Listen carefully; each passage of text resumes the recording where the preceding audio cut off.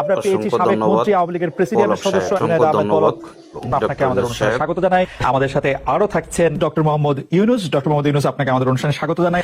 আমার একজন ভারতীয় সাংবাদিক বন্ধু আমাকে বলেছেন যে শেখ হাসিনার পার্লামেন্ট নাকি এখন কলকাতায়, শেখ হাসিনার ক্যাবিনেট সদস্যরা কি সত্যি এখন দিল্লিতে? বলো।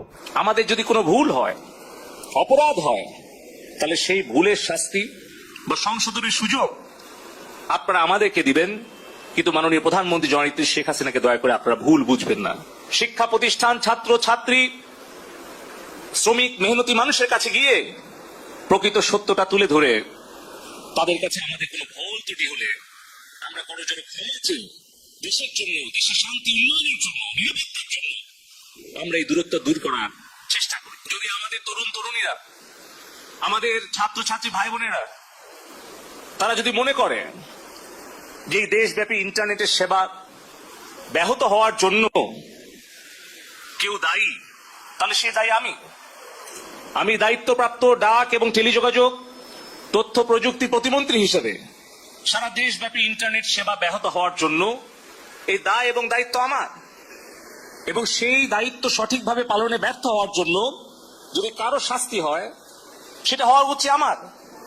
কিন্তু কেন দেশ বিদেশ থেকে মাননীয় প্রধানমন্ত্রীকে আক্রমণ করা হচ্ছে? কেন তার বিরুদ্ধে সমালোচনা করা হচ্ছে?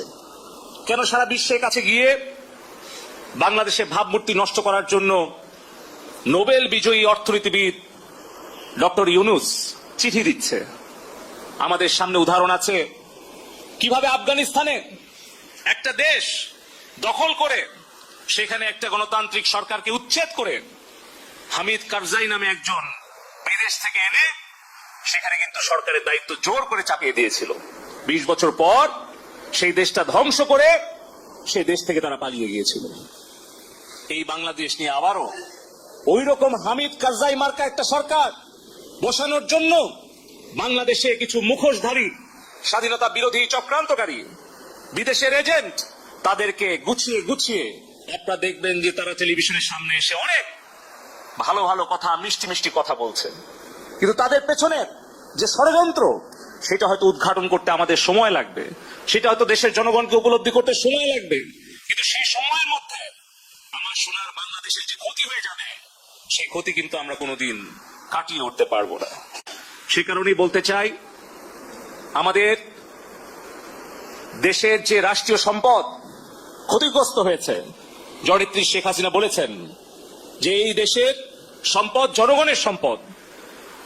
এই Bangladesh elevated expressway, metro rail, আমাদের স্বপ্নের পদ্মা সেতু, ডিজিটাল বাংলাদেশের যা কিছু অর্জন, এই সব কিছু কিন্তু জনগণের কষ্টার্জিত ট্যাক্সের পয়সা দিয়ে হয়েছে। প্রবাসে আমাদের 1 কোটি কর্মী ভাই বোনদের রেমিটেন্সের পয়সা দিয়ে হয়েছে।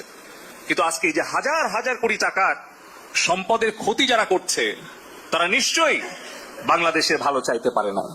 তারপরেও মাননীয় প্রধানমন্ত্রী জননেত্রী শেখ হাসিনা বলেছেন যে আমাদের দেশের সম্পদের ক্ষতি আমরা পূরণ করতে পারবো, কিন্তু আমাদের তরুণ প্রজন্মের হৃদয়ের যে ক্ষত সেটা কিন্তু আমরা পূরণ করতে অনেক হয়তো সময় লেগে যাবে।